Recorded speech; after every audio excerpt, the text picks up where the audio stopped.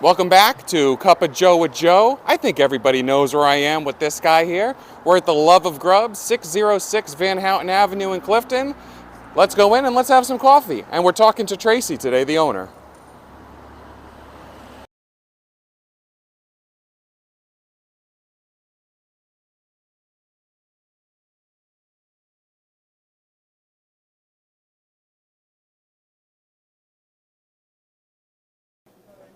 Tracy, thank you for joining me. Cup of Joe with Joe. I appreciate you taking your time out of your day. We're at the Love of Grub. Hi, Clifton. Tracy, tell us a little about yourself. Well, first I want to say good morning and thank you for coming down and My thank you pleasure. for featuring my restaurant in your little video cast that Absolutely, you got my going, pleasure. which is great. Thank I've you. watched a few of them. Congratulations Thank on you. that. Okay, so what was the first question? Tell us about yourself. All right. Well, I'm Tracy Travers. I opened the Love of Grub 4 years ago in 2018. I was a financial analyst prior to owning the Love of Grub. Was laid off when the company was bought out by another company, and kind of needed to figure out what I wanted to do. So I sold a piece of property that I had, made a little bit of money off of it, and was trying to choose whether I was going to open a dog daycare, grooming, obedience training, all-inclusive type thing, or a cafe. For my love of cooking and my love of watching people and feeding people makes me happy. And the fastest way to a person's heart is through their stomach. Absolutely. Right? So I decided on a cafe, and here I am. And how long have you been here? 4 years. 2018. Uh-huh. So we just passed our 4-year mark in November. Awesome. Yeah, it's good. Feels good. How many employees do you have currently? About 6. About 6 employees. And it's an awesome concept that you have here. How did you decide on the concept for Love of Grub? Well, I'm a big fan of Key West and the Bahamas, the whole vibe there, everything, well, I mean, isn't everybody Yes. when they're on vacation? Absolutely. Right? So I tried to make it like I was on vacation every day. Didn't quite work because I'm still working. Yes.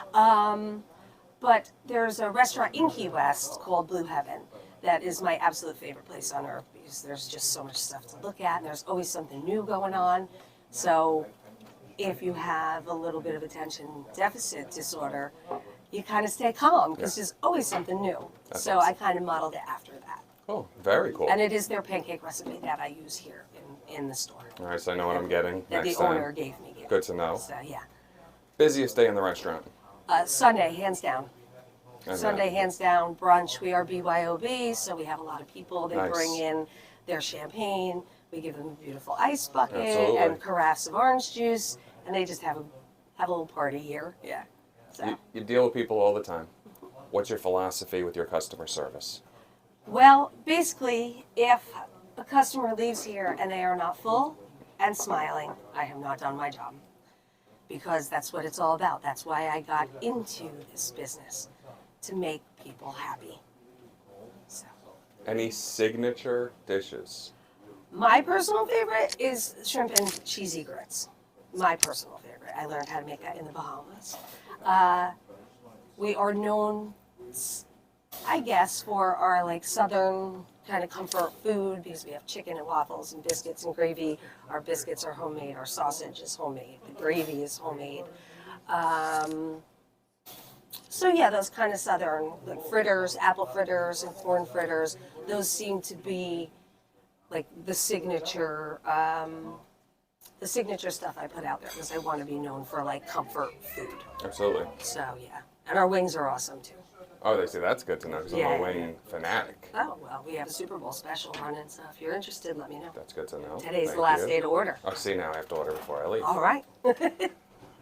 Yeah, so I know your signature dishes. Is there any one dish you're most popular? Like this sells more than anything else. The Big Boy Breakfast. So it's basically the egg platter, and it includes meat. So you don't have to add on the meat like the egg platter. You would have to add on bacon or something. So the Big Boy Breakfast is 2 eggs, home fries, toast, meat, and your choice of pancakes or French toast or waffle. Oh wow! The Or the waffle is $1 upcharge Okay. though because it's gigantic. That's awesome.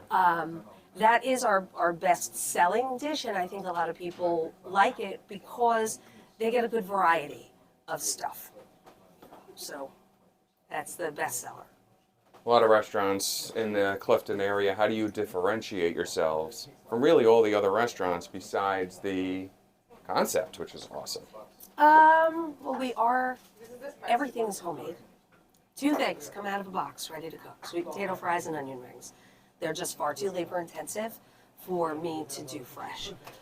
And I learned that the hard way because we did them fresh when we first opened. So I like to focus on whole foods.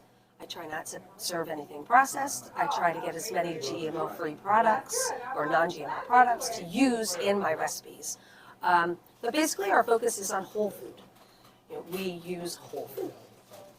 You know, nothing processed. I like that. That's makes it a little healthier. Yes. By no means is everything on the menu healthy. You know, biscuits and gravy not on your best day. Right. Is it a healthy dish? But it is made from scratch with all whole ingredients. So. And your sausage gravy is out of this world. Thank you so much. Out of this world. Thank you so much. Long-term goals, future plans. I think I'm just going to ride this wave the way I have it. I don't really have any plans for the future. My lease here in Clifton ends in 2028, so and June of 2028. So I think probably mid 2027, I'll start to think about what I want to do. You know, I just want to grow here and serve the community and serve my customers the best I can. Absolutely. So that's what's most important to me right now. 2028, I go day by day. So I have no idea what's going to happen in 2028. Understood. None of us do. So, right. So, memories in the restaurant. What's the craziest, strangest thing you've ever seen, and what's your fondest memory? Lots of good memories. I try to make it a place where people come together with, you know, friendship and good vibes and no drama and all that. So I've had the seniors from the Chelsea here, which was awesome. We just did that last week. My cook, Anna, she has since left me and pursued another career because she has children, and working on weekends kind of doesn't lend her to spend much time with her children. So she changed careers, but she actually got married here at the Grub.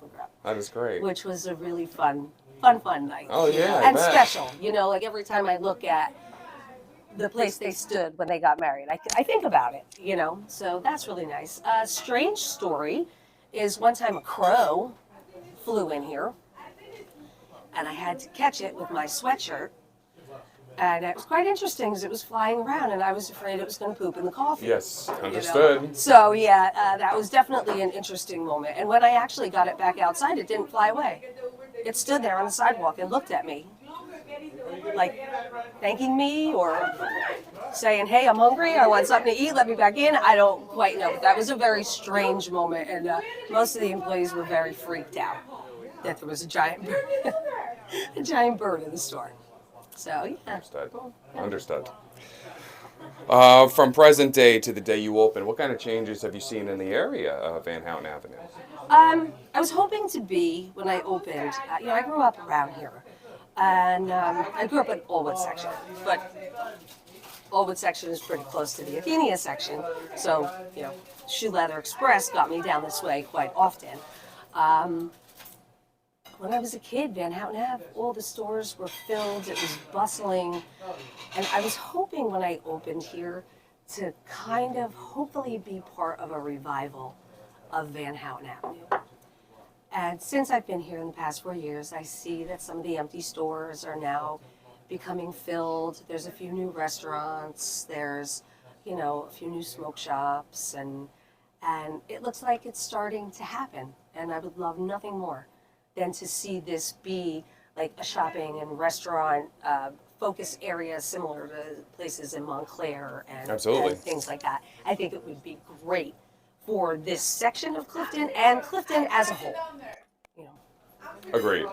Entirely. I don't think anybody would disagree with No, that. let's hope not. Right. Let's hope not. If you do, Move then you have out a of problem. Clifton. Yep, absolutely. From the day you opened to today, any differences? How does your business differ?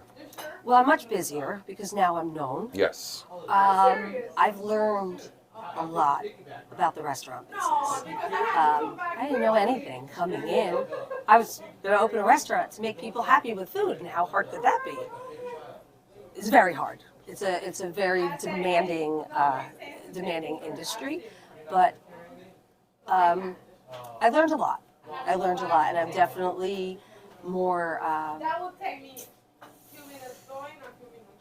more well versed. It's a little early, and the coffee hasn't hit the veins yet, so the words aren't coming to me.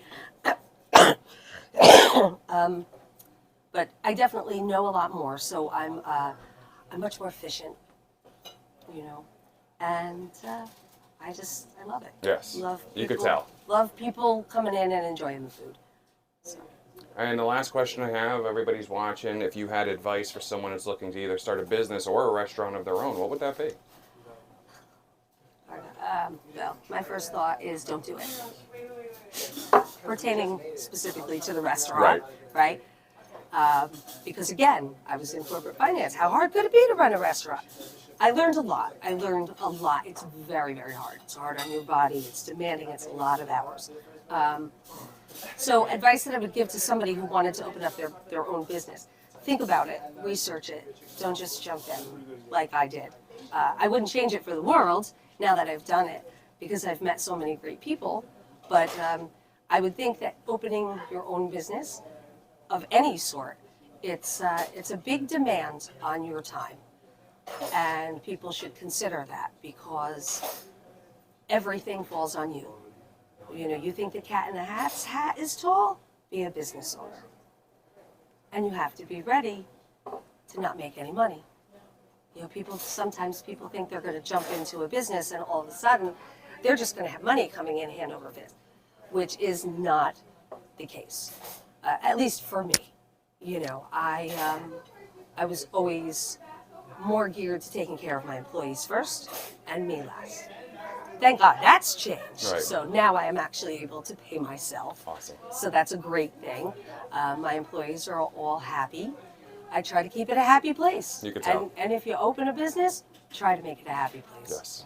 Because you spend so much of your time there and you have to love it. Yes. Because if you don't love what you do, you're not going to be a happy person. Absolutely. Absolutely. I want to thank you for taking your time. You're busy. I really appreciate you meeting with me, doing this interview. And everybody come on out to Love of Grub and talk to Tracy. Yeah. Tracy. And believe me, I can talk. Thank you. You're very welcome, Joe. Cheers. Have a great day. You too. Thanks.